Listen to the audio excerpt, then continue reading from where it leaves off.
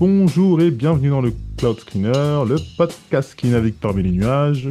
Qui suis-je? Je suis Anthony Monté, le fondateur de Cloud Mercato, un gentil petit cabinet de recherche et conseil spécialisé dans l'analyse du marché du cloud.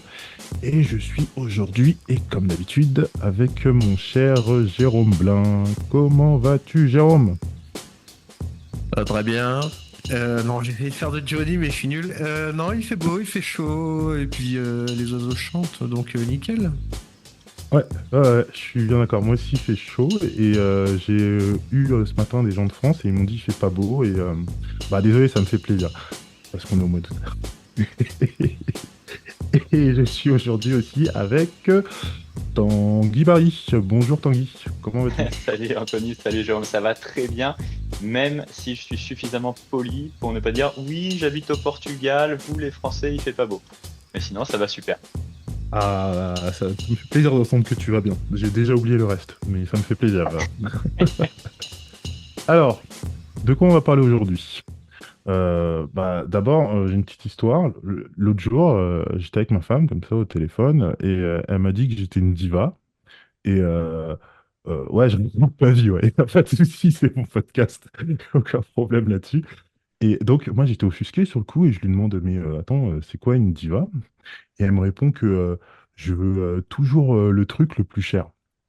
Et ça, je lui dis que, mais non, c'est pas être une diva, c'est simplement que je me donne les moyens de ce dont j'ai envie. Et, euh, et je lui rajoute que moi, je connais que deux types de divas sur Terre. Il y a Maria Carey et il y a les Ouais. informaticiens. Et la première, elle chante sur 5 octaves. Elle possède un yacht dans lequel elle peut garer un bateau, qui lui-même a un canot de sauvetage. Et les deuxièmes, bah, ils ont des aspirations financières à peu près similaires, mais ils ont un petit peu moins ce caractère inédit. Et du coup, elle me dit, mais t'es informaticien, en fait. Et moi, je me dis oui, c'est pas faux. Et à ce moment-là, sur le coup, je n'étais pas vexé, mais je cherchais une issue. Je me suis rappelé de ma lecture récente qui était le guide de la mauvaise foi et tout ça. Et je me suis dit non, non, non, non, pas ça.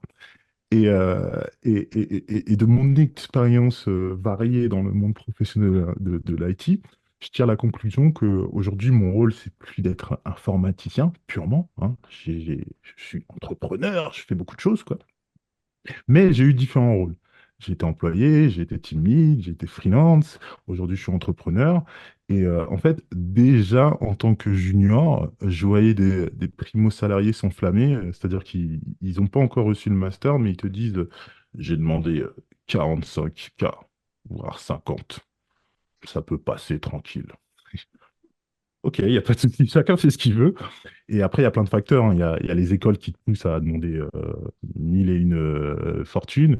Il y a les seniors qui sont bien placés qui te disent bah, moi, je suis bien. Et il y a aussi tu demandes un petit peu plus pour avoir un petit peu moins. Ce qui fonctionne, hein, c'est pas faux, hein, les Mm. trois facteurs existent. Donc, ça explique tout. Mais comme je vais pas vous raconter une conversation de 3 heures à 3 heures du matin, à cette heure-ci, je vais me tourner vers Tanguy. Et je vais lui demander, est-ce que pour toi, Maria Carey est une diva d'abord? Ah, pour moi, Mariah Carey chante extrêmement bien. Tu vois. Est-ce qu'on peut la qualifier de diva? Ouais, je pense. Je pense qu'elle est pas seule. Je connais pas de tech qui chante aussi bien. Hum. À partir Ah de ouais, là, Mariah Carey mérite-t-elle plus d'être une diva que quelqu'un qui travaille dans l'informatique? La question est ouverte. Mon autre point quant à ton histoire, c'est que de mon expérience d'homme marié, quand ta femme te dit quelque chose et qu'elle insiste et qu'elle a raison, quoi. Voilà, il faut lâcher l'affaire et potentiellement en faire un podcast parce que au moins on est sûr d'avoir notre mot à dire là-dessus. Maintenant que c'est ouais, ah dit, oui, oui, oui, Maintenant que c'est c'est vrai. dit, est-ce que Maria Carey est une diva? Évidemment. Est-ce que nous, les techs, on a autant d'arguments que Maria Carey pour être une diva? Non. Est-ce qu'on en a quand même? Je pense. Pas mal, oui, pas mal. Clairement, clairement, clairement. Est-ce qu'on veut le truc le plus cher tout le temps? Je sais pas. Est-ce qu'on se donne les moyens tout le temps? Je ne sais pas. La vraie question, c'est est-ce que les entreprises ont-elles le moyen de s'offrir des divas? Voilà, c'est ça la question aussi à un Bah, moment. moi, je vois un truc paradoxal là-dessus quand même, c'est que les informaticiens en fin d'année, ils sont là pour nous assurer les Black Friday, pour nous assurer Noël cette fin d'année, alors que Maria Carey, elle nous l'a pourri, clairement. Hmm, Son ça, c'est Christmas vrai. tree et tout ça. Donc, tout n'est pas blanc ou noir, en fait, dans cette situation. Tout n'est pas C'est vrai. simple. C'est vrai, c'est vrai. Et surtout, là, tu parles du Black Friday. Quelque chose de plus populaire que ça, c'est difficile, vu que tout le monde a déjà probablement profité du Black Friday.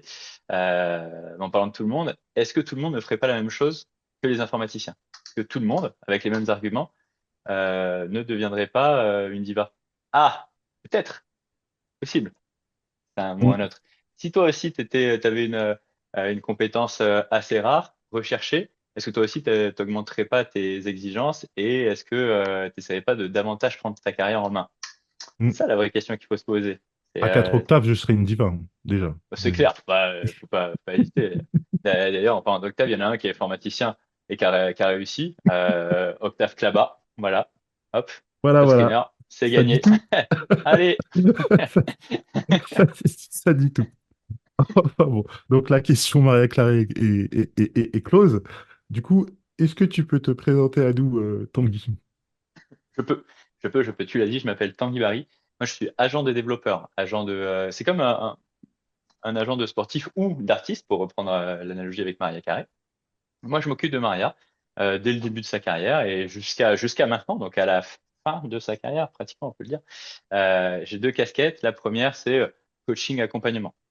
Quelle que soit la phase, quelle que soit la personne, ça va vraiment du dev qui a 3 ans d'expérience, qui se dit, OK, je veux refaire mon CV et tiens, je vais peut-être me lancer freelance, Mm. jusqu'au VP de Scale-up, qui là, depuis 1 an et demi, est en train de licencier, mais pas trop, mais finalement on rembauche 2, 3 personnes et qui a du mal à adopter sa posture.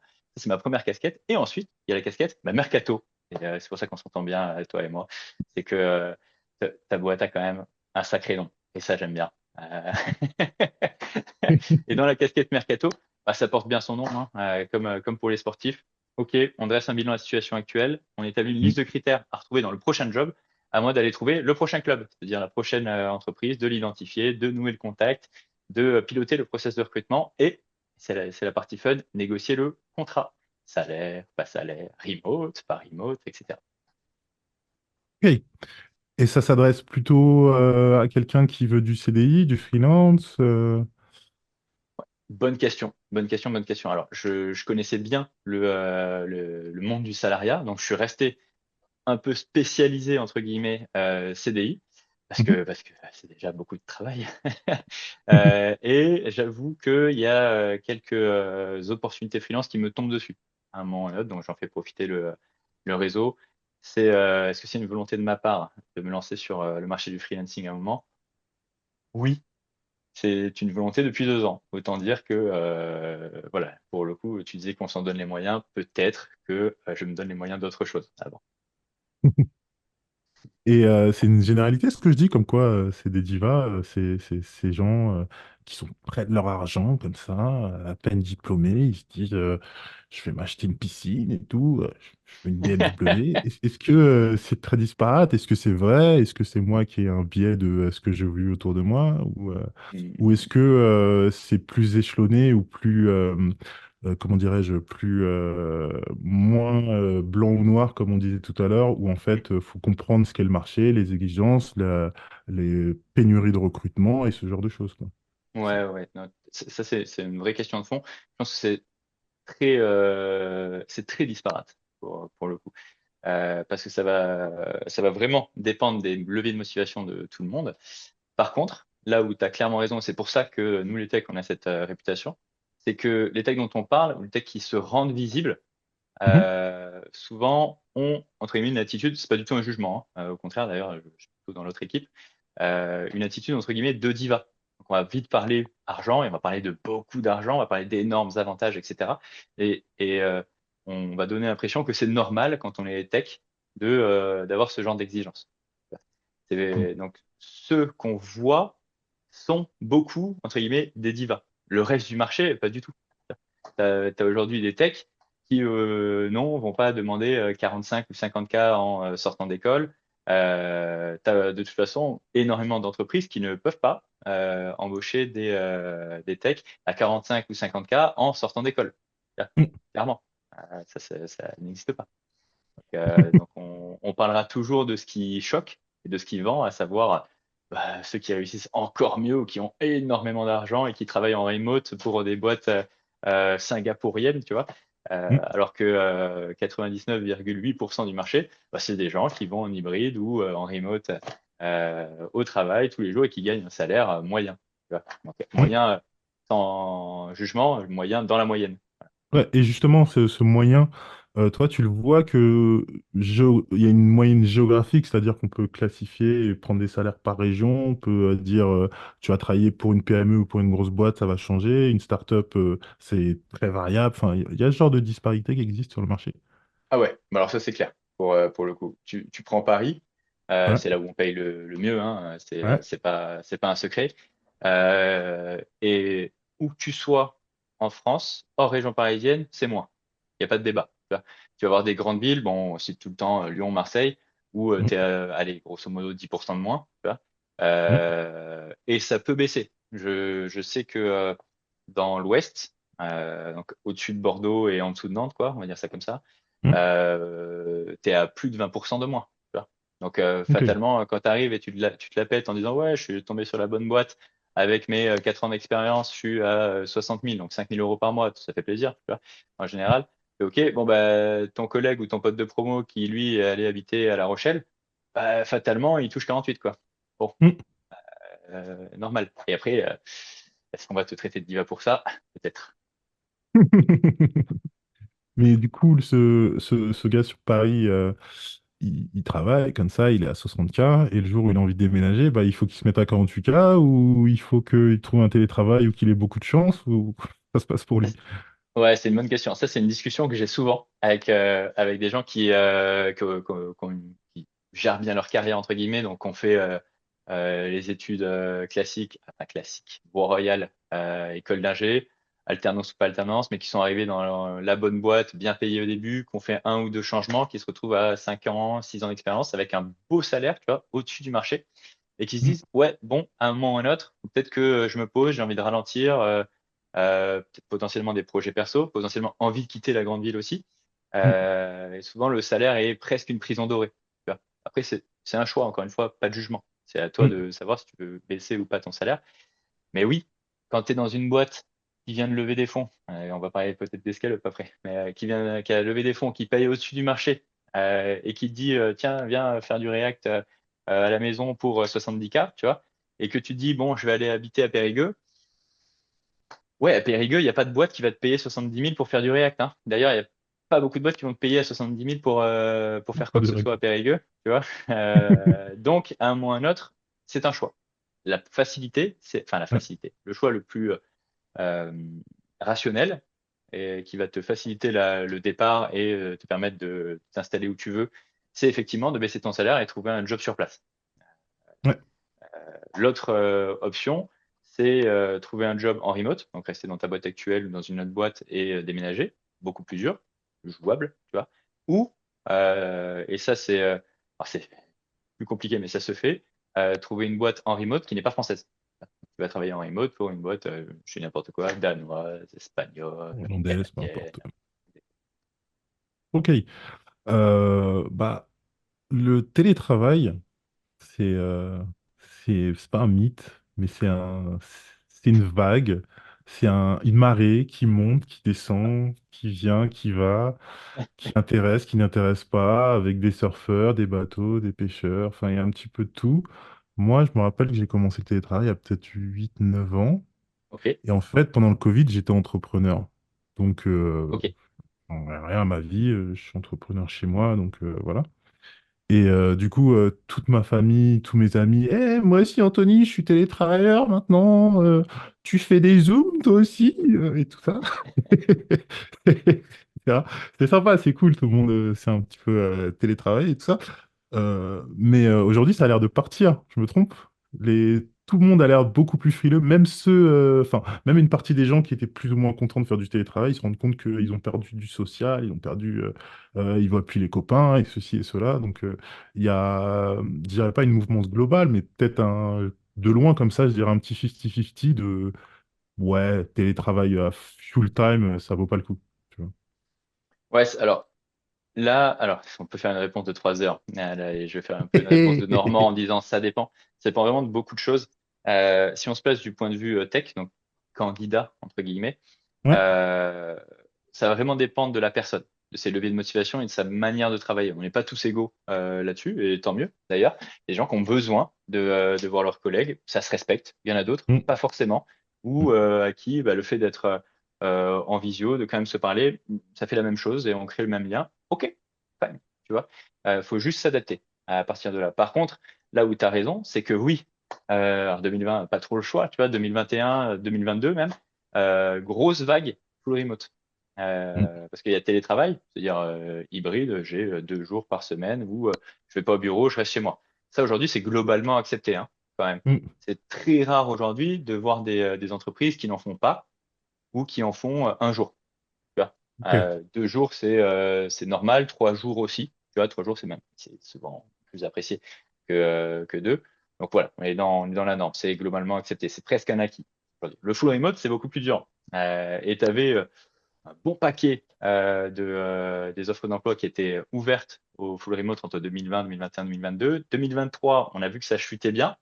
C'est aussi avec un ralentissement du marché de la tech, on va pas se mentir. Aussi, ouais. Je crois qu'on était à moins d'un tiers des offres d'emploi qui étaient ouvertes au full remote En en 2023. 2023. Ouais. Et je parle de boîtes un peu modernes, pas toutes les entreprises. Oui. Donc plutôt des boîtes un peu orientées tech, un peu jeunes, un peu start-up, scale-up, etc. Pas EDF, tu vois. Mm. Qu'on salue d'ailleurs. Et 2024, ça baisse encore. Donc là, ouais, on est dans le dur de la vague. Marée J'avais basse. lu, ouais, clairement, clairement, clairement. J'avais lu alors c'est pas pour leur faire de la pub, mais je dis quand même, l'étude que The Product Group a fait au Mm. printemps, en Ouais. avril peut-être du coup, et on voyait ça. On voyait que ça baissait. C'était aux alentours de 20% sur l'année 2024, même si ça commençait à remonter. Voilà, il reste quelque chose. Le full remote, on va pas se mentir. Euh, un, aujourd'hui, l'immense majorité de tech ne sont pas en full remote. Mm. Selon les études, qui sont plutôt des sondages que tu vas trouver, on va être à maximum, allez, 40% peut-être des techs qui vont être en full remote sur des rôles très techniques et souvent back, voire ops. Tu vois. Donc des rôles 100% tech, et où il y a pas, ils sont moins orienté client, c'est pas du tout Ouais, le truc, mais ouais, ouais, je vois ce que qui ont tu veux moins dire avec voilà, de métiers dedans. voilà, C'est clairement exactement. un tech qui fait de la tech, alors qu'un développeur, il peut Plus, faire du dev voilà, sur un autre sujet. voilà.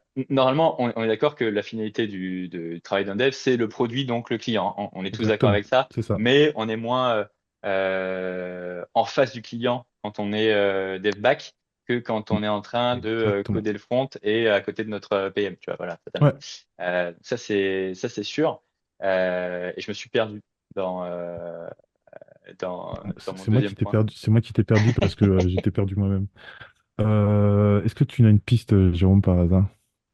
Non, moi, j'allais juste poser une question surtout. Est-ce que ça veut dire que, en gros, ceux qui sont plus full remote, donc c'est les back office et les ops, est-ce que ça correspond un petit peu au profil du candidat qui serait peut-être un peu plus caverneux? Je dis ça gentiment, hein, bien sûr, hein. Mais est-ce que on va dire que ça matche bien ou c'est pas corrélé? C'est une bonne question. Euh, Il n'y a pas de chiffres sur la sociologie en France et les origines et tout ça, ok? c'est Tiens, vrai, Jérôme. c'est vrai qu'on n'a pas ça. Là, comme ça, tu vois. Alors, je suis forcément biaisé. Donc, c'est pas du tout parole d'évangile ou quoi. Euh, mais j'ai plutôt tendance à m'occuper de tech qui ne sont pas du tout caverneux. D'ailleurs, à mon sens, si tu es caverneux aujourd'hui, Ça va pas aller. à moins d'être exceptionnel, tu vois, techniquement, tu te coupes vraiment l'herbe sous le pied. Attends, C'est ouais, pas du tout ce qu'on demande à un ingé, quoi, ou une ingé. Ça, c'est sûr. Par contre, sur la modernité, la taille de la boîte, il y a peut-être de la corrélation, clairement. En général, les entreprises qui autorisent le full remote, alors soit se sont montées en full remote, et donc elles sont modernes, ça c'est sûr, et elles sont récentes, soit sont pas gigantesques. Tu vois, la Société Générale pourrait pas être en full remote, normal. Une boîte qui a, allez, 30, 50, 80, 100, voire plus, parce qu'il y a des boîtes qui sont nettement plus nombreux, qui sont en full remote, ça se comprend mieux. Tu vois, faudrait que je refasse le tour des entreprises, mais des boîtes qui autorisaient le full remote pour leur tech, avec qui j'ai dit, enfin, les plus grandes équipes tech, probablement Scaleway, d'ailleurs que tu connais forcément bien, Anthony, Mm. qui sont revenus dessus, on pourra en parler. Et C'est d'autres, ça. ouais, quelques scale-up. Ah ouais, clairement. Et du coup, alors dans les scale-up, tu as quelques dizaines de tech. On doit être à max 150 selon les moments. Scaleway, c'était. Ouais, ouais, ouais. On est nul Ah, en ah, ah. télétravail en France. Pardon? Pourquoi on est nul en télétravail en France? Pourquoi on est nul en télétravail? Est-ce qu'on est T'as 4 nul en heures. télétravail en France? Ouais, Non, ouais. non, je voyais, moi, j'avais vu des stats il y a longtemps en termes de technologie, hein, donc il y a 3 mois. Non, je déconne, il y a, je sais plus, 2, 3 ans. Comme quoi, en gros, la France était vraiment un pays assez en retard par rapport à d'autres pays d'Europe, type pays scandinaves, type Angleterre aussi, je crois, si je dis pas de bêtises, qui eux, ils avaient déjà adopté ça depuis un certain nombre de temps. C'est peut-être lié à la météo, tu vas me dire, hein. Ça a l'air bête ce que je dis, mais c'est peut-être vrai. Non, mais je pense que, Euh, alors, je pense que c'est une vraie piste pour le coup.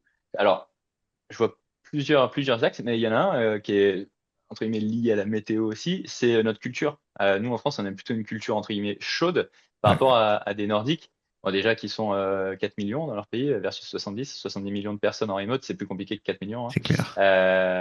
Faudrait comparer par rapport à des pays qui nous ressemblent en termes de culture latine, je vais remettre de grosses guillemets, type Italie, Italie Espagne. et Mm. Espagne, par exemple. Tu vois, si leurs textes sont plus ou moins en remote que nous. Parce qu'une culture chaude, on a plus tendance à se parler, à se voir, alors que les Finlandais, pour en connaître, comment dire, leur espace vital est plus large que le nôtre. Tu vois, nous, on peut clairement se faire la bise, faire un petit câlin, etc. On rigole, etc. Bon, les Finlandais, pas tout de suite, tu vois, tranquillement. Ouais, On c'est voit clair. son voisin une fois toutes les 3 semaines, on fait bonjour, ça suffit. Tu vois. Donc c'est différent. Puis après, il y a C'est peut-être une clair. culture du pragmatisme. Mm. Mm. C'est un autre Oui, sujet. oui, aussi. Tu as une autre question, mon cher Jérôme? Ah non, mais j'en ai plein. Et c'est un sujet qui m'intéresse parce qu'en fait, j'ai des amis que je sonde souvent pour savoir, tiens, enfin là, on parle du télétravail, hein. Mhm. Il y en a enfin, je connais quelqu'un qui a été malade de ne pas pouvoir travailler sur site. Ah ouais. Qui a fait une dépression. C'est-à-dire que le remote, alors c'est pas une tech, c'est une haut placée en banque, mais elle a été malade, quoi. Et je comprends aussi les gens qui sont totalement accrochés à avoir un contact humain, même si Ouais. on travaille face à un écran. Il y a d'autres boîtes, type, bah justement, j'en parle tout le temps, je suis désolé, mais mes fans me reconnaîtront. 37 Signals, ceux qui ont fait Basecamp, etc. Eux, ils sont 150, je crois, une équipe de 150, tous en full remote, donc à travers le monde entier. Donc beaucoup de tech, hein, trucs comme ça, et tech et marketing, hein, de toute façon, c'est souvent ça. Et apparemment, ça marche bien parce que au-delà du full remote, ils mettent en place je sais pas, des trucs de team building, des trucs comme ça, des événements, exemple, une semaine de vacances en Louisiane ou des trucs comme ça. Est-ce que ça, Ok. c'est des trucs que les entreprises, elles proposent quand il y a du full remote? Une sorte de balance qui permet de rééquilibrer quand même le lien social humain, donc de contact.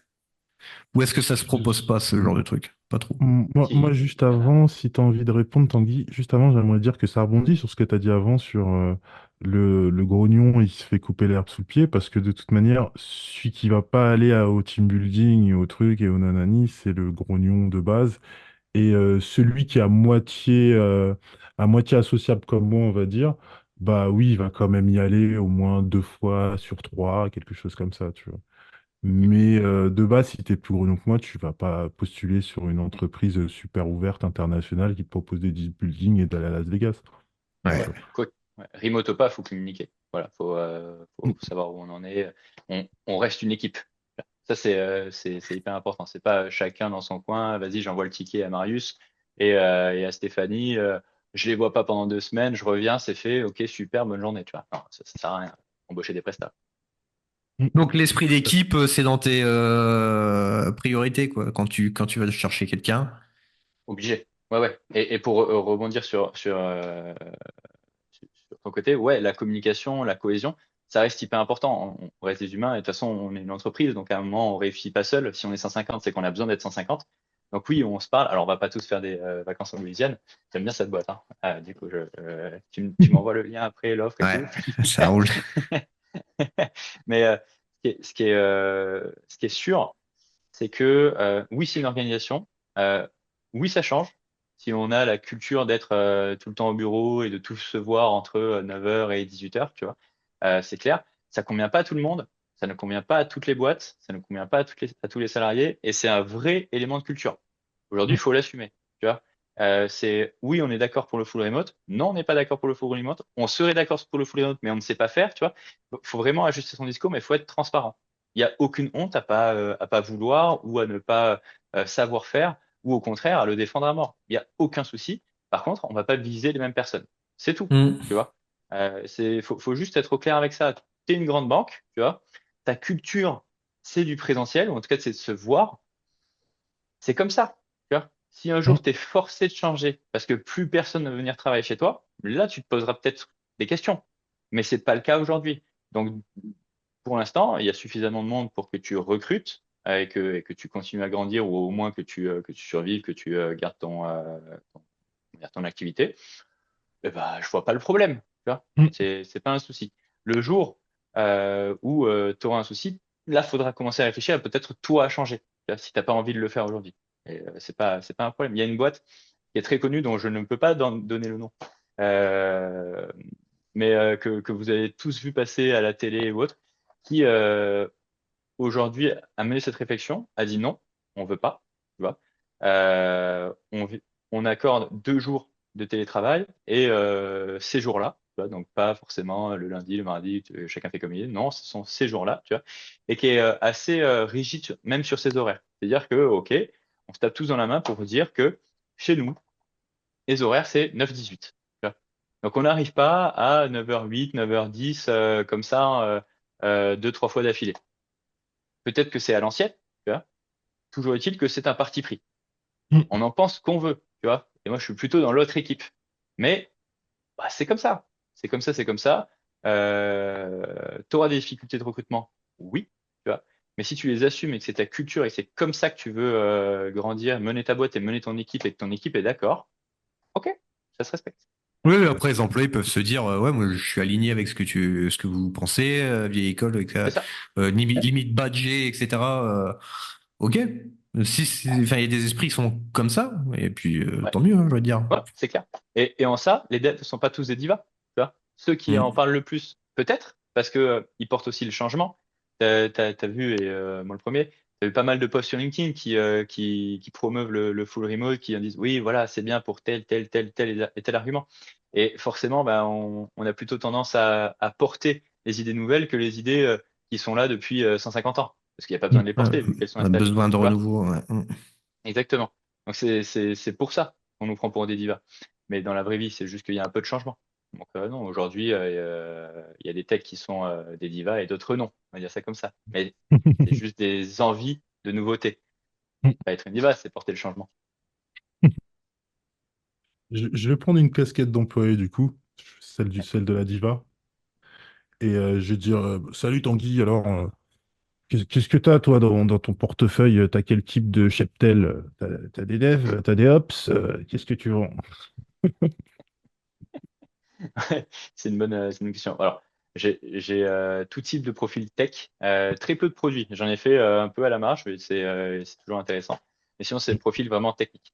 La majorité sont des devs, parce que bah, dans une équipe technique, la majorité, ce sont des devs. Donc, c'est proportionnel. Oui, de l'infra, un peu de QA et des managers, que ce soit des EM, des engineering managers, pardon, qui soient hands-on ou hands-off, et des CTO slash VP.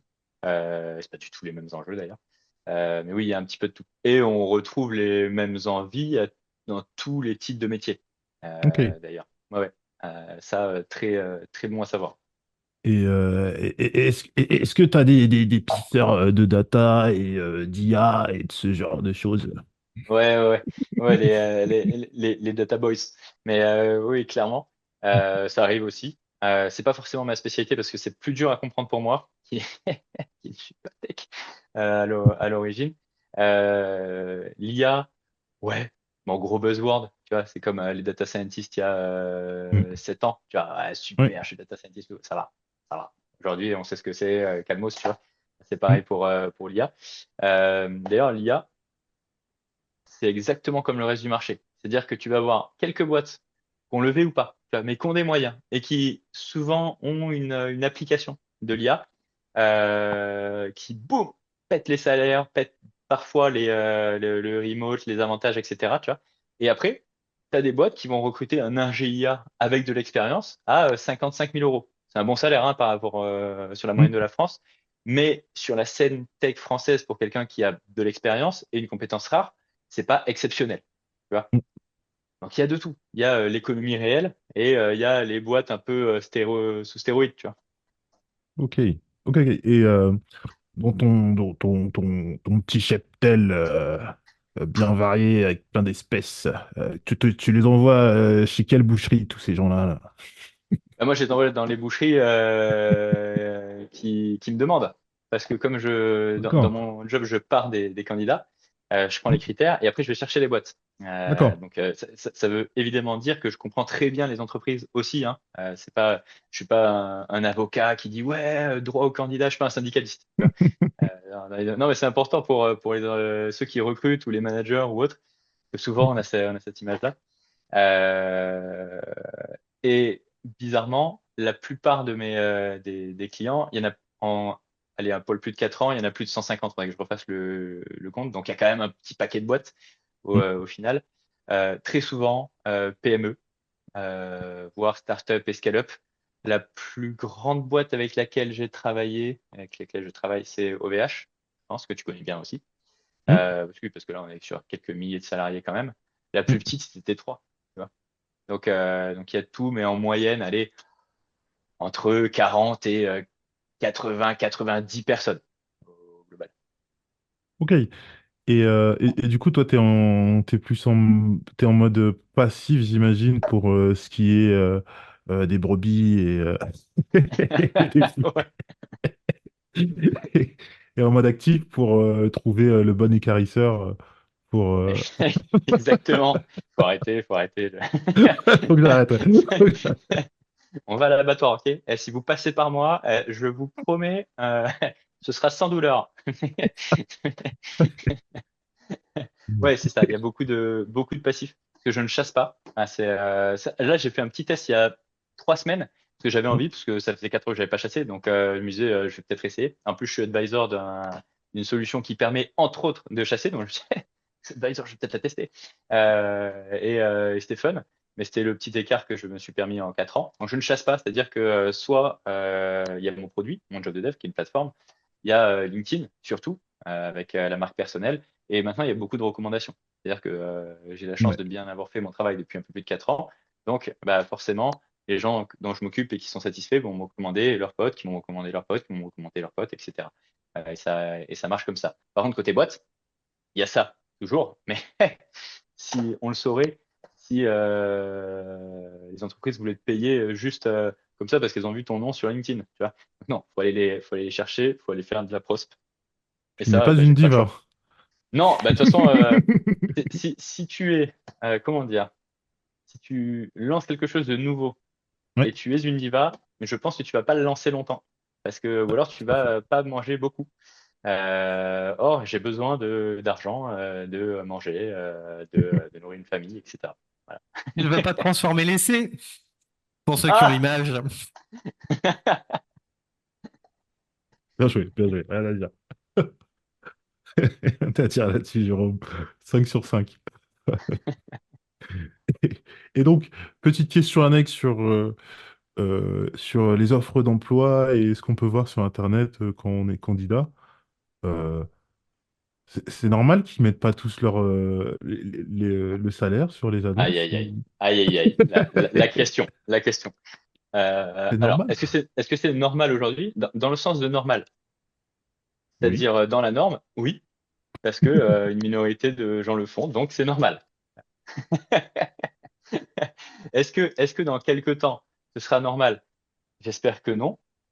Dans un an et demi, maintenant, je crois que ce sera illégal, parce qu'il faudra, euh, un- Une alors, il faudra range. indiquer une fourchette. Voilà. Alors, Ah, évidemment, alors. toi, ceux qui le feront pas, et on s'en fout, tu vois. T'as ceux qui le feront pas et qui prendront une amende, mais on s'en fout parce qu'on préfère prendre l'amende. OK.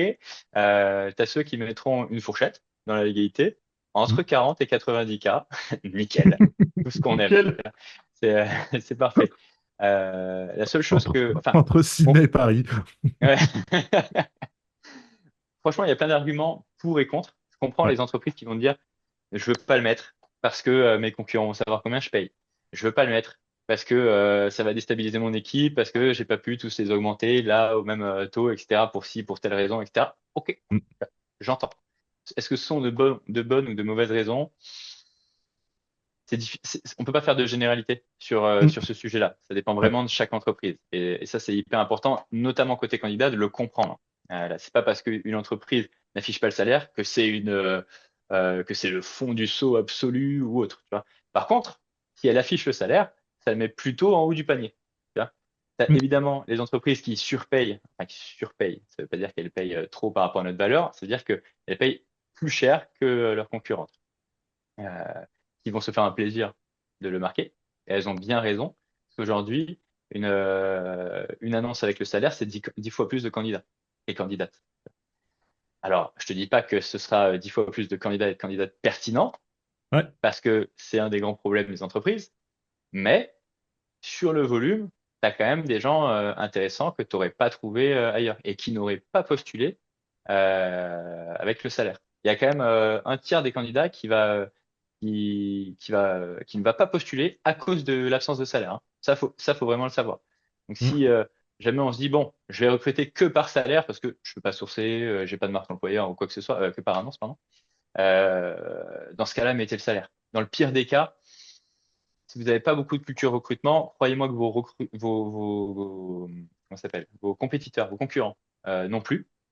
Donc, ils vont pas s'amuser à venir voir vos salaires. Dans le pire des cas, vous allez payer grosso modo la même chose. Donc, pas de stress. Donc, si vous n'avez pas une grosse culture recrutement, mettez le salaire. Si vous n'avez pas de candidat, vous savez que vous payez pas assez. Voilà. Au moins, c'est clair et vous allez avancer comme ça. Franchement, les gains, à mon sens, sont forcément plus élevés que les risques à afficher le salaire. Ouais. Surtout qu'on vous le Ouais. demandera rapidement et comment dire, les candidats et les candidates les plus avertis sont souvent les plus compétentes, vont vous en parler directement. Hmm. Si vous commencez à éluder le sujet ou quoi, ils vont s'en aller, ils vont prendre une offre concurrente, donc vous les attirerez pas. Donc clairement, en mettant le salaire, c'est le premier pas vers devenir bon en recrutement, si tu veux mon avis. Ok. Monsieur Blin, est-ce que vous avez des questions? Ouais. Euh, Bon, en général, il faut quand même avouer que à travers tout ça, la tech, c'est comment dire, le domaine dans lequel on a beaucoup axé le bien-être des salariés. Peut-être avec comment on appelle ça, les plateformes Chief Happiness d'appel. Officer. Les plateformes, Non, ouais, c'est... non, mais les endroits où il y a beaucoup de stress, c'est comme ça, c'est là où on a peut-être mis un peu plus l'accent sur le bien-être des salariés, et puis aussi parce que je vais pas employer le mot qui commence par un D et qui finit par IVA, mais il y a aussi ça, enfin, il y a plein de trucs, il faut apporter un package, etc. Moi, je voulais savoir, je suis un peu curieux, j'avoue, je lis pas trop les annonces parce que ça me concerne pas énormément, mais est-ce que les entreprises proposent en général les mêmes avantages, même package avantages? Quel genre d'avantages, en gros, c'est quoi? Pour ce type d'emploi, quels sont les avantages, à part la fameuse table de ping-pong et la PlayStation 5 en salle de pause? Mais est-ce qu'il y a des trucs peut-être plus originaux qui sortent du Du lot lot. pour le bien-être des salariés ou pas? Ah, alors, Enfin, là-dessus, il y a des formations qui se vendent pour ça, sur ces sujets-là.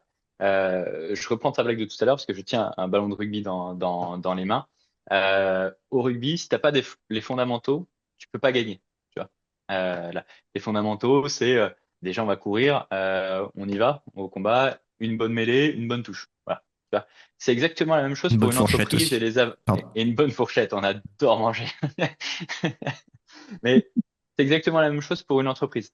Il faut des bons fondamentaux. Les bons fondamentaux, c'est pas forcément la table de ping-pong et la panière à fruits, quoi. C'est cool, mais les bons fondamentaux, c'est ce qui vont nous permettre, ce qui va permettre plutôt à vos salariés d'assouvir leurs premiers besoins, à savoir, par exemple, manger, dormir, se loger, de préférence bien, Mm. tu vois. Donc, un salaire. Vous allez jamais faire oublier un mauvais salaire C'est par clair. on est gentil et vous voyez, on vous a payé des pizzas et un escape game tous les 9 mois. On s'en fout. Franchement, si on est mal payé, on est mal payé. Hein. Voilà. On peut bien rigoler, s'entendre avec les collègues. Si on est mal payé, ça marche pas. C'est Ouais. sûr. Donc, fondamentaux, salaire, localisation évidemment, en fonction de si on a besoin de se taper 2 heures de route ou pas, flexibilité horaire, ça c'est la base. Et à partir de là, on peut commencer à parler d'appartenance, de sens, de cohésion, d'épanouissement. Tu vois. Ouais. Tous les baby-foot et autres, c'est bien, mais franchement, c'est vraiment de l'annexe. C'est comment on fait pour aimer ses collègues. En gros, Pyramide c'est de un peu Maslow, ça. quoi. Ouais, ok. Ouais, c'est exactement ça, la pyramide de Maslow. J'utilise beaucoup avec mes clients pour leur montrer que, il y a des trous dans la raquette dans telle et telle proposition de valeur candidat. À un moment où, voilà. Donc, il faut toujours partir de la base. Donc, les fondamentaux, et là, on commence à pop, pop, pop, pop, pop, monter. Tu vois. Ouais. Sachant que les techs sont en général, comme tous les salariés, en fait, et donc ce ne sont pas des divas, tout le monde ferait la même chose, des gens plutôt rationnels là-dessus. Donc, il y a peu d'écrans de fumée qui fonctionnent. Tu vois. S'il y a un Mm. vrai intérêt rationnel dans ces moments-là, ok, tu vois. Mais si on n'est pas sûr que c'est un peu fumeux, ça dégage. Typiquement le salaire variable, qui marche dans d'autres corps de Secteur. métier. Bon, les techs, le salaire variable, vite fait, hein. Franchement, on regarde notre fixe parce que c'est ça qu'on a à la fin du mois. Le variable, si ça tombe, c'est bien. Mais c'est pas pour ça qu'on va venir signer dans une boîte. Sauf si c'est très significatif. Tu vois. Mm. Typiquement, la même boîte tout à l'heure, que je prenais en exemple qui a 2 jours de remote tel et tel jour, tu vois. Bah, eux, ils ont des mécanismes de participation et d'intéressement qui sont très importants. Tu vois. Pour des salaires de tech, on parle d'entre 10 et 20 000 euros pour ceux qui sont les mieux payés par an. Tu vois. Et là, ça commence à ne pas être négligeable. Surtout quand la boîte, tu sais qu'elle va bien, qu'elle fait ses chiffres tous les ans. Donc, tu sais que tu épargnes 10 à 20 000 euros par an en travaillant là. Voilà. Ça commence à être intéressant. Toutes les boîtes ne vont pas nous permettre d'avoir 10 000 ou 20 000 euros d'intéressement et de C'est clair. participation. Tu vois. Mm. Donc, ce qui est important, c'est de permettre à vos salariés d'intégrer le travail et leur vie plus que de le subir, tu vois.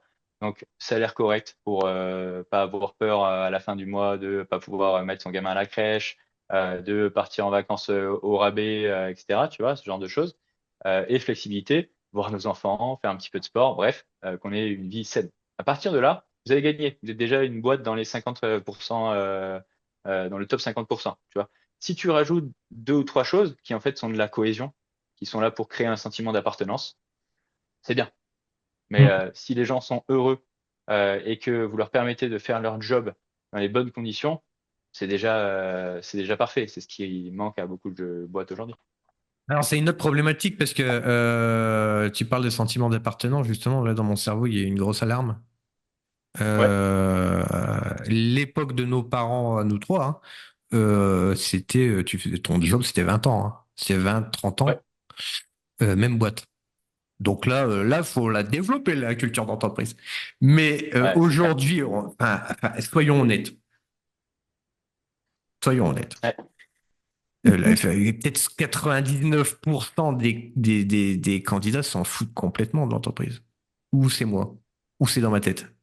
Non, non. Alors, je pense qu'il y a une vraie tendance où tu as raison. Tu vois. Il y a des boîtes encore qui réfléchissent comme à l'époque de nos parents, entre guillemets, où on reste 20 ans dans la même boîte et tout. Mais c'est parce que pour moi, c'est parce qu'à l'époque, l'entreprise était plus forte, entre guillemets. Il y avait un vrai rapport de force Mm. très, très déséquilibré en faveur de l'entreprise. Ouais, On n'avait pas aussi tous nos outils extrêmement digitaux qui nous permettent d'avoir un champ des possibles très large. c'est clair. Parce qu'à l'époque, pour changer de taf, fallait se le faire, tu vois, hein. À un moment ou à un autre, bah, tu passais pas par Internet parce que bah, t'avais pas Internet. Donc, fallait connaître bidule, machin, etc. Voir des vieilles annonces toutes pétées dans le journal, envoyer une lettre. Enfin bref, c'était l'enfer, tu vois. Et à partir du moment où on a commencé à digitaliser, boum, boum, boum, ça a commencé à bouger. Industrialisé. Mais Ouais. tout a commencé à bouger, tu vois, et y compris l'emploi, finalement. Je pense qu'aujourd'hui, on peut avoir le sentiment d'appartenance. Je travaille avec une boîte en ce moment où, d'ailleurs, ils me le demandent, ils me disent, ouais, nous, ce qui est vraiment important, c'est des gens qui ont envie de s'inscrire sur la durée. Leur DRH, elle est là depuis 20 ans, quoi. Je me dis, waouh, c'est solide. Jeudi dernier, j'ai discuté avec une boîte. Ils ont 3 devs sur l'équipe en question. Ils sont là entre 4 ans. C'est déjà pas mal, tu vois. Mhm. Mais c'est le nouveau, en fait. Et l'autre, c'est 20 ans aussi, tu vois. Je me dis, waouh, d'un côté, bien joué, tu vois. Ce qui veut dire que C'est même clair. dans les vieilles boîtes, il y a de bonnes recettes. Mais nos parents, ils avaient besoin de plus de sécurité à un moment ou à un autre. Et peut-être que avec moins d'argent, on pouvait faire plus de choses, tu vois. Tu n'avais peut-être pas besoin Ouais. d'acheter ta maison 500 000 euros ou l'équivalent, tu vois. Il y avait ça aussi. Donc, tu étais plus serein une fois que tu avais un job. Et avoir un job suffisait, entre guillemets. Ouais. Or, aujourd'hui, c'est moins le cas. Donc, quoi qu'il arrive, ça durera moins. Surtout que aujourd'hui, on sait que super, il y a le salaire, il y a la flexibilité, l'appartenance, ça peut, tu vois, mais il y a tellement, tellement d'autres possibilités que c'est difficile. Et puis aujourd'hui, on a le luxe de pouvoir être dépité. Tu vois. À l'époque de mes Mm. parents, bah, c'était pas possible. Moi, j'ai 2 parents qui sont fonctionnaires, par exemple. Tu vois. Mon père me dit toujours, c'est important d'être stable, etc. Parce qu'il a été, toute sa vie, ça a été important pour lui. Tu vois. Mais il y a de plus en plus de gens qui sont dépités et on va glisser là-dessus, qui passent freelance. Tu vois. Pourquoi les boîtes veulent pas toujours des freelances? Parce qu'elles se disent, ouais, les freelances, ils vont peut-être moins rester, etc. Et c'est pas vrai à 100%, mais c'est pas faux non plus. Tu vois, il n'y a pas de fumée sans feu. Pourquoi les gens passent freelance? À 50% pour la liberté, l'argent, etc. Et à 50% parce que, bah, en fait, j'ai pas trouvé de boîte qui me convenait vraiment en CDI. Tu Ouais. vois. Donc, tant qu'à m'embêter de temps en temps, autant que je le fasse pour moi et que je gagne un peu plus de thunes. Voilà, Ouais, clairement, c'est clair. on peut dire les choses, tu vois. Et donc oui, il y a moins de fidélité parce qu'il y a pas de raison de l'être, tu vois, d'un Ouais. côté. Les boîtes qui aujourd'hui vont comprendre ça et vont être capables d'apporter à leurs salariés les fondamentaux, justement, c'est parfait, tu vois. Et celles qui réussissent encore mieux, celles qui sont capables de conjuguer fondamentaux et euh, fédérer sur l'appartenance plus l'estime de soi. C'est-à-dire appartenance, Ouais. souvent il y a beaucoup de alors cohésion, on s'aime bien, tu vois, plus c'est les startups, plus le sens entre guillemets, tu vois, la mission. Typiquement, il y a une boîte qui s'appelle Résilience qui permet je la fais très courte, de mieux guérir le cancer. Génial. Tu vois. Là, les salariés qui y vont, ils y vont, oui, pour gagner de l'argent, oui, parce qu'il y a du remote, mais aussi bah, parce que notre travail est très utile. Tu vois. C'est pas Mhm. juste du vent, je suis là pendant 8 heures, je fais un truc, et puis après, le monde n'a pas changé. Non. Là, on se sent Il y a une utile, cause, tu vois. ouais. Il y a une cause, exactement. Et ensuite, dans l'estime, c'est comment je fais mon travail. Moi, ok, super, je sais recruter 3 personnes par mois. Génial. Ben, j'ai envie d'aller plus loin, j'ai envie de mieux faire mon travail, j'ai envie de devenir meilleur. Ça, c'est inhérent à l'espèce humaine, quoi. On a toujours envie d'aller plus loin. Comment l'entreprise me permet de le faire? Si jamais l'entreprise me donne les moyens de faire ça, je reste toute ma vie au final. On change pour ça. On change parce que notre salaire ne bouge pas, parce qu'on n'aime pas notre manager et parce que on s'ennuie. Tu vois, c'est ça, hein, les 3 premières causes. Tu vois. Donc on change parce que ça ne bouge pas. C'est tout. Donc si tu nous permets d'évoluer, c'est gagné. Et c'est super dur. C'est pour ça que on peut pas en vouloir aux entreprises. Ouais, c'est clair qu'un un gars ou une femme, hein, une fille, enfin, vous avez compris, qui reste, je sais pas, 5 6 ans dans une boîte aujourd'hui, dans ma tête, soit il a la boule au ventre parce qu'il n'y a rien d'autre à se mettre sous la dent à côté, soit il y a quand même, il doit se sentir bien, justement, il doit se sentir impliqué, utile, etc., etc. Ouais. Mais j'ai Mais les gens vraiment, aimeraient, hein. ouais, oui, oui, bah On oui, aimerait, complètement. on aimerait tous, hein. Pour le coup, on peut dire les devs sont des divas, ils changent tout le temps, etc. Oui, alors on le fait aussi parce qu'on peut, encore une fois. Mais on aimerait tous, ou presque, tu vois, trouver un environnement dans lequel on se sent bien, qui continue de nous intéresser année après année, et, et qui essaye pas de nous dire, bon, ben voilà, t'es rentré il y a 4 ans à tel salaire, j'ai n'importe quoi, 40K, tu vois, et aujourd'hui, en 5 ans, bon, ben, on t'a donné 1000 euros par an, tu vois. Mm. Et encore, on se sent bien si on a 1000 euros par an, tu vois, à 45. Alors que tes petits collègues, eux, bah, ils sont déjà à 5 ou 10 000 de plus que toi. Tu vois. Ouais. Voilà. Si une boîte comprend ça, putain, je peux te dire que le turnover, moi je fais moins de chiffre d'affaires, ça c'est dommage. Mais le turnover dans la tech baisse, tu vois, et les boîtes sont pas moins riches, hein. Donc, c'est beau. Oui, parce que alors on va dire, je vais pas t'aider non plus, mais ça coûte cher le recrutement et le turnover. Ouais. Apparemment, c'est ce qui coûte Bah, le plus cher. Enfin, ce qui coûte le plus cher. alors, bah, par rapport à la rétention, il n'y a pas de débat. Mais aujourd'hui, ne serait-ce que la facture d'un cadre de recrutement, alors pour ceux et celles qui ne le savent pas forcément, en moyenne, allez, on est dans les moyennes aujourd'hui, ça va coûter 20% du salaire annuel brut de la personne. Donc imaginons, Mm. moi je recrute demain quelqu'un qui a 50 000 par an, ma facture c'est 10 000 euros. Donc le coût pour l'entreprise c'est 10 000 euros. Dommage quand tu sais que en fait c'est pour remplacer quelqu'un qui voulait arriver à 50 000 alors qu'il y a depuis 4 ou 5 ans. Tu vois. Et c'est Mm. con. À un moment là, voilà. Tu vois. Mais le vrai coût, c'est justement cette Formation. perte de connaissances. Il va falloir former la nouvelle personne qui va pas être incroyable les 3, 6, 9 premiers mois, en tout cas qui va pas arriver au niveau de l'ancien, tu vois. Et puis surtout, bah, l'équipe, en général 4, 5, allez, un peu plus peut-être de personnes pour la squad en elle-même, bah, elle a vu partir José. José, ça faisait 4 ans qu'il était là, c'était un peu le pilier de l'équipe aussi, parce qu'on crée des liens, que ce soit en remote ou pas, avec ces gens-là. Bon, bah, ça casse quelque chose, ça nous Mm. change, et on part aussi parce que les collègues s'en vont, tu vois. Et ouais, alors que si tu gardes des gens qui s'entendent bien entre eux et qui sont tous contents, je te dis pas de les surpayer, c'est pas, on va pas donner des millions Hmm. à tous les salariés non plus, faut pas déconner, tu vois. Mais quelque chose de satisfaisant, en fait, tu gardes ton équipe pendant 10 ans. Peut-être qu'au bout de 10 ans, ce sera bien de changer parce qu'il faut peut-être des gens avec un œil nouveau, etc. On est d'accord. Mais pendant 10 ans, tu as une stabilité incroyable, tu vois. Mm. Ouais. Apparemment, l'art du truc au niveau du salaire, c'est de le faire suffisamment élevé, mais pas trop, pour qu'il y ait une sorte de carotte au bout, quoi. Si c'est trop, Ouais, ça c'est ça. n'ira pas. Au bout d'un moment, il va justement là peut-être faire sa diva ou etc. etc. Ça n'ira plus. Si c'est trop bas, c'est pareil.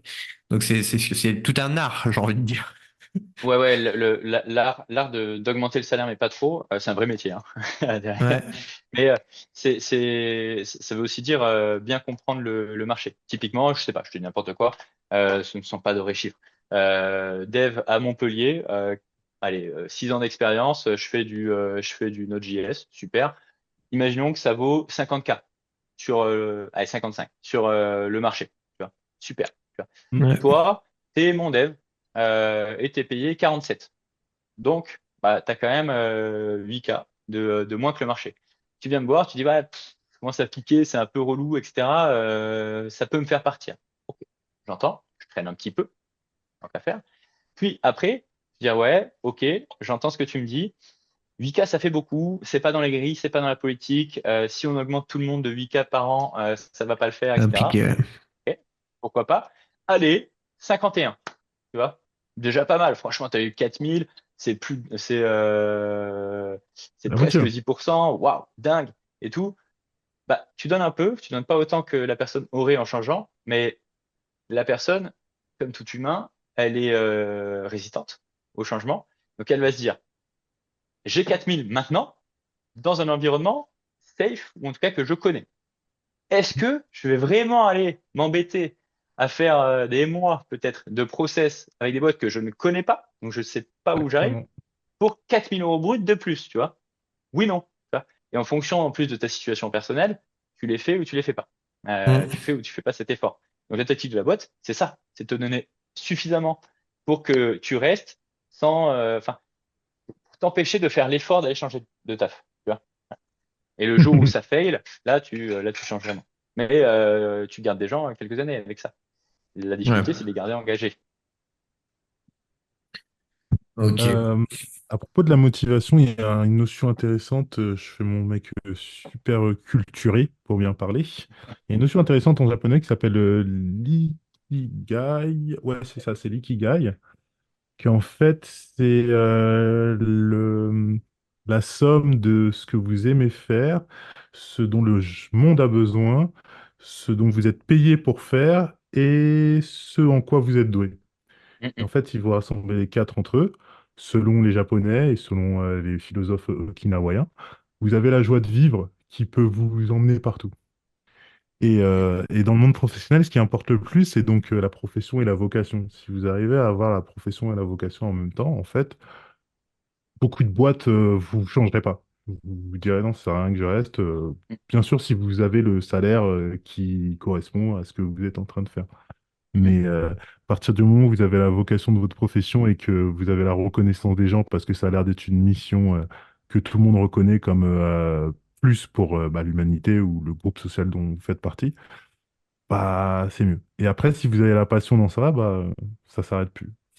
ouais, Et, ouais, et- c'est et le clair. problème, c'est qu'une entreprise détecter quelqu'un à laquelle elle peut donner ces quatre trucs, oula, C'est c'est super dur. Après, enfin, même dans la vie personnelle, faut pas se oui, leurrer. Trouver exactement, l'ikigai, c'est super dur. Ça n'arrivera, exactement. enfin, ça arrivera jamais pour l'immense majorité des gens. Hein. Hmm. Et c'est pas un problème. L'idée, c'est de s'en rapprocher le plus possible.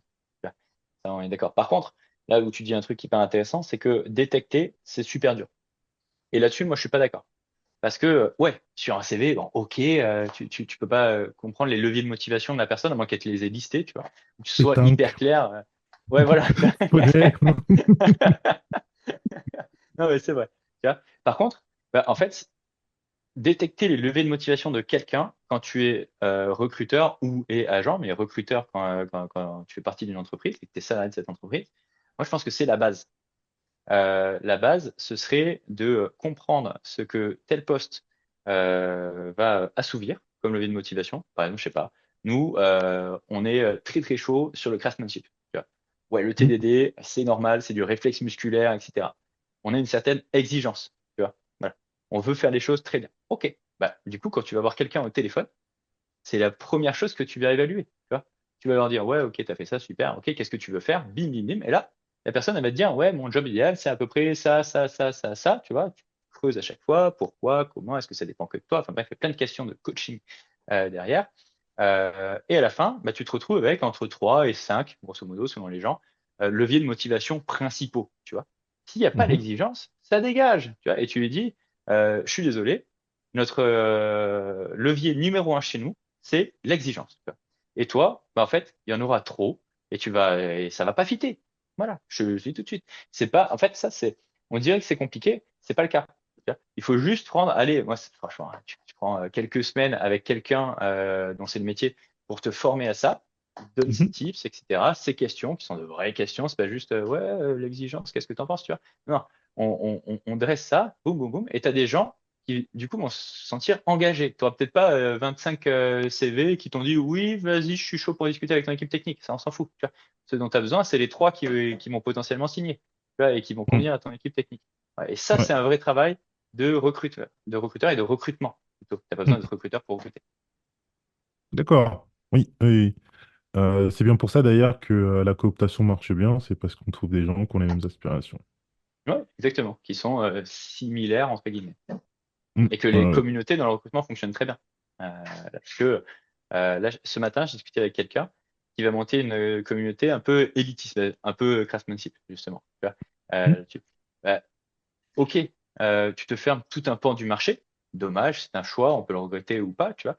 Mais d'un autre côté, tu vas être extrêmement niché, extrêmement clair sur ta proposition de Pertinent. valeur, exactement pour les techs qui, bah, justement, aiment ce courant-là, faire les choses de cette manière, et les Mhm. boîtes qui aiment les techs qui font les choses de cette manière. Et à partir de là, c'est bon. Tu vois. Il n'y a pas une seule boîte aujourd'hui qui satisfait tout le monde sur la planète. Non, non, chacun a Ouais. son marché, son client, et c'est comme ça. C'est comme ça que ça fonctionne. Yep. Et t'as un profil de dev ou d'ops, d'informaticien tout court, j'ai envie de dire, qui t'a sauté aux yeux, qui t'a fait remettre en question tout ton travail, ta manière de voir le business, l'IT, le monde, l'univers? Alors l'univers, oui, par contre, ma façon de voir, non. Bah, moi, je fais ce métier dans ce sens-là pour justement la diversité de gens que je peux rencontrer, de leviers de motivation que je peux qu'on peut exprimer. Tu vois, c'est ça qui Oui. m'intéresse au final. Donc j'ai pas le choix. Moi, j'ai pas le droit d'avoir de certitude ni de jugement. D'ailleurs, dans mon métier, si je veux le faire correctement, que ce soit du côté candidat ou côté entreprise. Est-ce que tu te remets en cause? T'es obligé, parce que si jamais tu foires quelque chose ou autre, oui. Mm. C'est rarement un chambardement, c'est pas un Big Bang, tu vois. Mais Ouais, ouais. récemment, pour une boîte, j'ai j'ai mal évalué leur rapport à la flexibilité horaire, entre autres, Mhm. et surtout horaire là, sur ce point précis. Euh, et donc j'ai envoyé mon candidat en process dans cette boîte où tout colle, sauf ça, tu vois. Et moi, dans ma tête, en fait, cette boîte a été plus flexible. Et là, c'est pas le cas. Donc là, j'ai fait une erreur, tu vois. Et c'est ma Mm. faute. C'est pas la faute du candidat, c'est pas la faute de l'entreprise. Ils sont ce qu'ils sont, tu vois. Mais la personne qui doit évaluer, qui doit matcher, moi, je ne suis qu'une API, tu vois. Et ben, j'ai foiré. Tu vois, j'avais pas le bon protocole. Donc ouais, ouais, à un moment ou à un autre, t'as pas le choix. De toute façon, si tu travailles dans le recrutement avec des humains ou avec des Ouais. humains dans une entreprise, tu dois toujours être OK pour changer. Ça, c'est pas important. C'est aussi ton fardeau, hein. Parce que toi, tu es OK pour changer. Tu vois ce qu'il faudrait changer en fonction de telle ou telle personne, telle ou telle entreprise. Tu le dis, tu le recommandes, tu essayes de le pousser, puis après, on t'écoute. Ou souvent, on t'écoute pas. Et tu gères ta frustration. Ok. Et il n'y a pas un profil où tu t'es dit, waouh, ce gars est spectaculaire, mais qu'est-ce qu'il fait là? Mais attends, mais ça, c'était son chemin de vie, mais tu devrais faire ça, ou enfin, quelque chose, Des, comment des gens dire? spectaculaires, il y en a plus que ce qu'on pense. Franchement, Ah je vous ouais? le dis tout de suite, les techs. Alors, c'est pas pour vous brosser dans le sens du poil ou pour que vous la pétiez au prochain bar. Je vous le dis tout de suite. Parce que, Un cocktail, c'est un cocktail. voilà, voilà, voilà. Mais, ouais, il y en a qui font des trucs incroyables. En tout cas, pour quelqu'un comme moi, tu vois, alors je vais comprendre quand un tech me parle, hein, il n'y a pas de problème. Par contre, j'ai jamais ouvert un idée de ma vie. Et c'est presque ça m'intéresse pas parce que je trouve ça très, très moche, tu vois. Et ça me fatigue. Voilà. Mais j'ai pas le même hémisphère du cerveau qui fonctionne. C'est comme ça. Ouais, ouais, Je le ouais. sais. Donc, d'un côté, ça me fascine un petit peu. Donc, c'est peut-être pour ça que je suis impressionnable par certaines personnes. Et là, tu te dis, putain, ils sont vraiment au-dessus du lot par rapport à leur père. Et là, tu kiffes, en général. Mm. Parce que tu sais qu'en face de toi, tu as quelqu'un d'exceptionnel. Voilà. Et ensuite, oui, c'est mon travail de aussi conseiller quand on me le demande et qu'il y a besoin, tu vois, quelqu'un. Il y a des gens qui sont sur un mode de pensée ou autre, tu sais, toi, en tant que coach, que ça leur va pas et que c'est leur, comment dire, un peu la source de leur mal-être d'aujourd'hui. Parce que quand ils viennent me voir, en général, alors la plupart, ça va, on veut changer de job, etc. Mais il y en a d'autres, il y a un vrai souci. Tu vois. Mm. Euh, et travailler sur ce genre de ressort, ça, c'est passionnant. Tu vois. Surtout quand tu sais qu'ensuite, en fait, un appel, deux appels, et là, boum, déblocage. Tu vois. Surtout que souvent, tu essayes d'avoir la pratique, enfin, la théorie, la discussion, plus boum, Mm. potentiellement le bon process, tu vois, pour allier la pratique. Et là, ah, en fait, c'est possible, oui, il y a ci, il y a ça, peut-être que je pensais mal, etc. Et tu les accompagnes. Il y a eu des passages freelance. Comme ça, il y a des gens aussi qui étaient très malheureux dans leur job, à qui tu trouves Mm. un autre taf, etc. Enfin, ouais, ça c'est intéressant. Il y a un dev qui était, enfin qui est toujours d'ailleurs, qui est autiste et qui se faisait en fait presque fouetter dans ses jobs parce que bah, son entreprise, sciemment ou pas, tu vois, s'en sert. Bah, tu as quelqu'un Mm. qui va pas trop protester, etc., qui ne peut pas avoir une discussion comme celle qu'on a aujourd'hui, Mm. là, qui n'a pas du tout le même mode d'expression. Et du coup, bah, justement, on te sous-paye, etc. Alors que tu es un monstre, techniquement.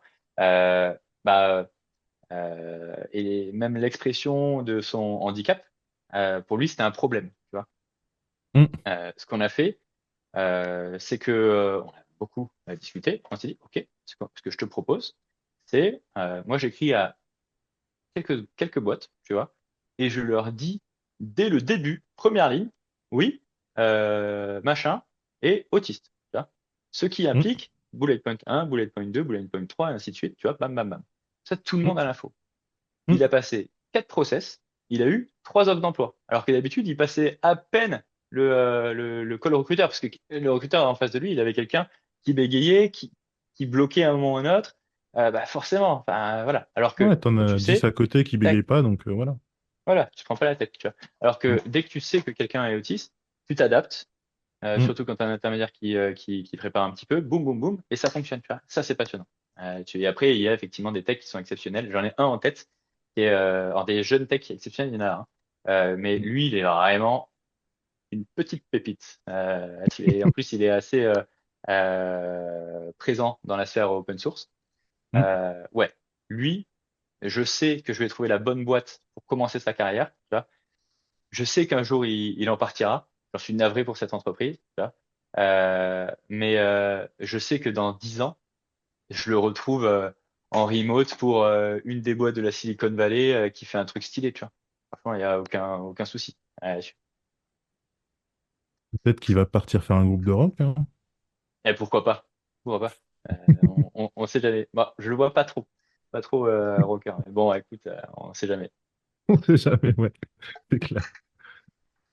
Non, c'est clair, il y a pas mal de gens très différents dans la tech, euh, que ce soit niveau goût, niveau affinité avec telle ou telle chose, tel ou tel domaine. Mais il y a quand même un petit truc dont je voulais te parler, c'est les reconversions. Les reconversions, c'est un domaine relativement compliqué. Moi, je vois ça de loin avec relativement de la bienveillance pour ceux qui font une reconversion, un petit peu moins pour les bootcamps, euh, un petit peu moins aussi pour les recruteurs qui n'arrivent pas à déceler la différence entre quelqu'un qui sort d'un bootcamp et quelqu'un qui sort d'une école d'ingé. Ah, bien Et sûr. ça crée une énorme confusion à dire ah, les bootcamps sont mauvais, ils t'apprennent rien. Oui, mais en fait, il faut s'attendre à 3 semaines. Maintenant, c'est à toi de lui donner un petit 6 mois de taf pour que ça se consolide et qu'il puisse devenir un dev solide, par exemple. Mm, mm, mm.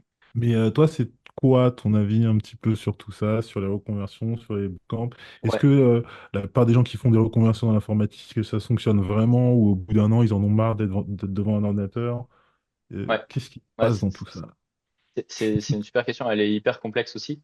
Parce que souvent derrière, il y a des situations qui sont pas simples Ouais, pour en les plus, gens. ouais. Et avant tout, franchement, j'en profite pour saluer la résilience et Ah l'envie non, mais ouais, des reconvertis. Franchement, vous faites un taf incroyable ouais. parce que des fois, soit vous quittez votre taf pour vous reconvertir, soit vous le faites en parallèle, Hmm. soit en fait c'est un peu le dernier filet de sécurité. Il faut réussir la reconversion et trouver un taf rapidement derrière, question financièrement.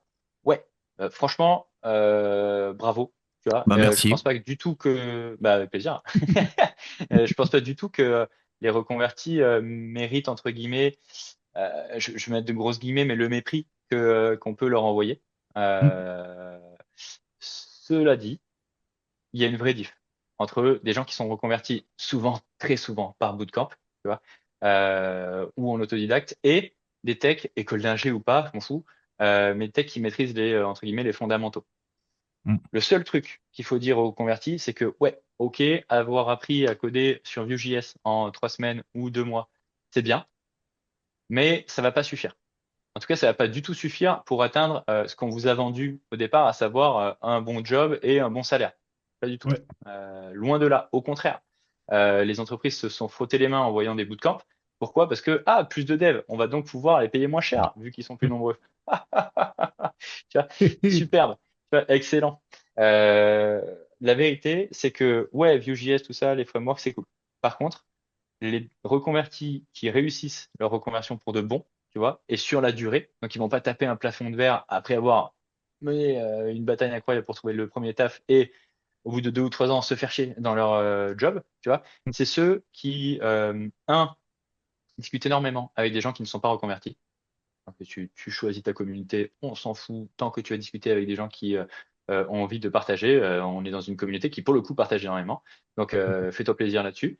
Ça va te prendre du temps et du jus de cerveau, donc de l'engagement et de l'investissement. Si tu n'es pas prêt à faire ça, ne te reconvertis pas. Parce que le développement, c'est tout sauf une voie facile. Un moins l'autre, et c'est un métier qui va changer dans les 10, 20 et 30 prochaines années. Donc, ne te lance pas si tu veux de la facilité et de la sécurité. Ensuite, tout ce qui est conception, c'est super dur. Mais tu dois le faire. Vue.js, c'est cool, mais les design patterns, Ouais. c'est quoi l'architecture? Est-ce que on peut être bon sans tester? Tu vois. Ça, vraiment, fais-le. Tu vois. Je veux que chaque reconverti demain qui passe un entretien technique soit capable de me citer 2, 3 design patterns et de me Ouais. les expliquer. Tu vois. Si Ouais. tu sais pas faire ça, tu ne pourras pas devenir un vrai développeur, à savoir un concepteur. Parce qu'on va te donner une spec, tu vas la coder sur Vue.js, c'est cool. Tu vois. Et on embrasse les utilisateurs de Vue.js, ce n'est pas du tout un jugement, encore une fois. C'est cool, mais tu pourras faire que ça. Et au bout d'un moment, tu vas taper un plafond de verre, tu vas te faire chier. Ou alors, si ton but, c'était d'arriver bon an, mal an, en fin de carrière, à un salaire qu'on t'a vendu au début du bootcamp, ok, tu vois, pourquoi pas? Tu vois, il y a besoin de tout. Mais tu ne seras pas un concepteur ou une Ouais. conceptrice. D'ailleurs, parce qu'il y a beaucoup de reconvertis femmes. Bah, en fait, limite, je vois plus, enfin, en tout cas sur Internet, je vois plus de femmes qui se reconvertissent dans l'informatique que d'hommes. Mm. Sur Ouais. Internet, du moins. En tout cas, il y en a beaucoup plus. Alors, il y en a qui prennent la parole plus facilement d'ailleurs. Ouais. Et il y a beaucoup plus. Enfin, la part des femmes qui se reconvertissent est bien supérieure à la part des femmes qui passent par des écoles d'ingé, par exemple. Hmm. Ok. Ouais, c'est intéressant. Et du coup, j'avais une question sous-jacente qui est en train de m'échapper. C'est tous ces gens qui se reconvertissent. Il y a aussi le grand mot qui revient depuis une dizaine d'années, depuis qu'on est entré dans l'ère de la bienveillance, qui est Mm. le syndrome de l'imposteur. Donc, si vous voulez mon avis là-dessus, à peu près 80% des personnes, ils doivent le faire quand ils sortent de l'école et qu'ils se rendent compte qu'ils savent pas remplir un agenda et écrire un mail en 3 secondes. Leur cerveau, il lui dit warning, t'es peut-être pas fait pour, alors que ça s'apprend en 3 mois pour certaines choses, un an pour d'autres choses, 2 ans, t'es calé. Enfin, il suffit juste de plus être junior pour en fait ne plus avoir ce syndrome, généralement, bien sûr. Mais en fait, je sais pas si t'as le même avis que moi, en fait, à peu près tout le monde a ça, mais il y a certains, ils le font partir en toupie. Ouais, ouais, c'est clair. Alors, c'est pas du tout propre au développement. Pour le coup, par contre, c'est Mm. propre à beaucoup de métiers qui justement ne sont pas commerciaux. Quand tu es commercial, tu as l'habitude de parler de thunes en général, et c'est très, très Mm. lié à un moment ou à un autre. Mais ça, c'est vrai. Par contre, je pense que les gens qui ont un métier plus intellectuel que d'autres ont peut-être plus facilement le syndrome de l'imposteur. Parce que tu sais, tu te rends compte de tout ce que tu sais pas, hein, puis après tu te dis, OK, je suis là, c'est bien, mais il me reste ça, je suis nul. Tu vois, c'est un petit peu la chose qu'il y a derrière. Ouais, Donc oui, c'est répandu. C'est normal, c'est une humilité qui honore tout le monde, ouais. j'ai envie de dire. Moi, je Après, pense c'est que c'est les plutôt réseaux une. sociaux aussi qui ont pas aidé. Pardon, je Oui, ça coupe. c'est vrai, t'as raison. Non, mais c'est vrai, On voit que oui, c'est des vrai. bêtes. On voit que les numéros 1 sur les réseaux, donc on se dit, ah, putain, je suis une merde. Moi, je vois que des marketeurs, les numéros 1 mondiaux qui travaillaient pour Yahoo ou les trucs comme ça. Je dis, putain, comment il fait pour savoir tout ça, le gars? Mais en fait, Mm. c'est quoi? Il y en a 5, il y a 10. Ouais, Donc, c'est très dur, ouais, hein. c'est clair. C'est clair. Et puis c'est des gens qui s'expriment, qui ont peut-être fait une recherche, en fait, qui ont passé 3 heures à taffer un sujet, boum, boum, boum, on t'envoie des trucs, tu te dis, oh, le mec, il est trop fort, il maîtrise à mort. Et en fait, pas du tout, tu vois, mais c'est les trucs enfin, c'est l'impression que ça donne. Donc, ouais, ouais, ça, c'est vrai, c'est extrêmement, Répondu? ouais, répandu, d'où le fait que, du coup, les techs ne sont pas des divas, parce que les divas, c'est pas humble. Euh, Or, les techs, malgré ce qu'on en dise, et malgré qu'il y ait de sacrées têtes de mule, on va dire, hein, et qu'il y en ait qui est effectivement un melon qui est énorme, comme partout, la majorité des techs sont plutôt, à mon sens, humbles, tu vois, sur leur capacité. Donc ouais, ça, aucun problème. C'est quelque chose qui se soigne, entre guillemets. Alors oui, quand c'est maladif, mais sinon qui se travaille. Il n'y a Ouais. aucun souci. On travaille tout le temps sur ça avec des gens qui se sous-valuent, qui se sous-évaluent d'ailleurs, ça me paraît dire, c'est bon. Qui se sous-évaluent. Et souvent en termes de salaire. Des gens qui sont très bons, qui maîtrisent tous les fondamentaux, etc., qui ont fait des trucs incroyables, mais qui sont tombés dans des boîtes qui ne sont pas des scale-up, qui vont pas te payer très, très, très, très cher. Tu vois. Et donc, qui arrivent avec leurs 20 ans d'expérience, qui me disent, ouais, bon, tu sais, moi, ouais, entre 50 et 55K, alors que tu as des boîtes à côté qui pourraient leur filer 70, 75 ou quoi, ça me va. Ouais, non, non, ça va pas. Ah ouais, et ça, et au final, ça, c'est même pas un syndrome de l'imposteur, mais c'est exactement le même symptôme qui prend ton humilité et qui te dit, mais moi, je sais pas si je joue autant, en fait. J'ai pas besoin d'avoir 70K, je l'ai déjà fait pour 40, de quoi tu me parles? Donc, ouais, c'est. Ouais, Mais ah ouais, c'est clair. pour mixer un peu plusieurs sujets dont tu as parlé aujourd'hui, donc il y a ce qu'on disait là, le syndrome de l'imposteur, mais le syndrome de l'imposteur, il réfléchit aussi avec. Je mixe aussi un podcast qu'on a fait hier avec Laurent, bonjour Laurent, qui disait comme quoi l'informatique c'est plus ouvert, on est sorti du stéréotype du geek nerd habillé tout en noir avec ses cheveux gras en train de faire du Counter-Strike. Et ça aussi, ça diminue le syndrome de l'imposteur sur pas mal de gens. Parce qu'une femme qui arrive dans l'informatique il y a 10 ans, elle regardait les gros geeks, et elle se disait, mais j'ai pas envie de ressembler à Ouais. eux, en fait. C'est pas ça que j'ai envie d'être dans 10 ans. Qu'est-ce qui se passe? Alors qu'aujourd'hui, on est dans des environnements plus clairs, plus ouverts. Même les écoles d'ingé, c'est plus juste un groupe de mecs qui sentent pas bon et en train de faire leur piscine. Enfin, Mm. voilà, un peu Ouais, plus ouvert. ouais, mais on comprend de plus en plus le dev. C'est-à-dire que les gens qui ne sont pas tech Mm. comprennent de plus en plus l'utilité des techs, Mm. ce qui est leur métier, ce qui nous permet de nous désenclaver et donc d'être compris par tout le monde. Et quand on discute, on se rend compte qu'on n'est pas des imposteurs, vu qu'on apporte de la valeur aux gens. Ouais. Et c'est pour ça qu'on demande des gens qui font du produit aussi, parce que au moins ils Ah. apportent une valeur ajoutée que tout le monde peut comprendre et pas ouais, on est bloqué sur le produit, demande au mec là-bas, c'est l'informaticien, démerde-toi, Jackie. Tu vois. Et là, normal que Jackie est tout seul dans son coin, normal qu'il se sente un peu Jacques le plus. Bougon, en plus. Exactement. Tanguy, ça fait à peu près 1 heure et demie qu'on papote. Ouais, C'est c'est bien. très agréable au demeurant. Cependant, les plus vaillants d'entre nous, généralement, il reste 1h20. J'ai regardé d'ailleurs sur YouTube. Merci aux gens qui restent plus de 40, 50 minutes. Hein. Vous êtes beaucoup moins, mais merci beaucoup. C'est très, très, très, très vaillant de faire ça. Et du coup, pour ce jour d'huile, je dois malheureusement, Tanguy, terminer notre entrevue maintenant. Très bien. Malheureusement. Ça me va, Mais c'était un ça me plaisir. peine, mais je reviendrai. Ah oui, bien sûr, bien sûr, bien sûr que je te réinviterai, puisqu'on on a tellement de choses dont on peut parler, donc c'est un énorme plaisir de pouvoir parler avec toi. Avant de vous quitter, il y a une dernière chose, c'est encore une fois, merci d'être resté jusque-là. Et si vous entendez ça, je vous demanderai juste, est-ce que vous pouvez lâcher un petit like, les trucs comme ça dépend des réseaux sociaux. Il y a des likes sur YouTube, il y a des j'aime en français. Je sais pas ce qu'il y a sur Spotify, sur Apple, tout ça, mais je suis sûr qu'il y a un truc pour dire que vous aimez bien. Je crois que c'est 5 étoiles dans les plateformes de podcast, quelque chose comme ça. Donc, je vous invite à lâcher vos 5 étoiles, allez 4 étoiles, histoire de dire que je suis pas parfait, hein. Un peu d'humilité, bien sûr. Mais lâchez tout ça. Et sur ce, Tanguy, Jérôme, je vous souhaite une bonne journée, et ainsi qu'à toi, mon audio téléspectateur. Salut. Merci Anthony, merci Jérôme, salut tout le monde.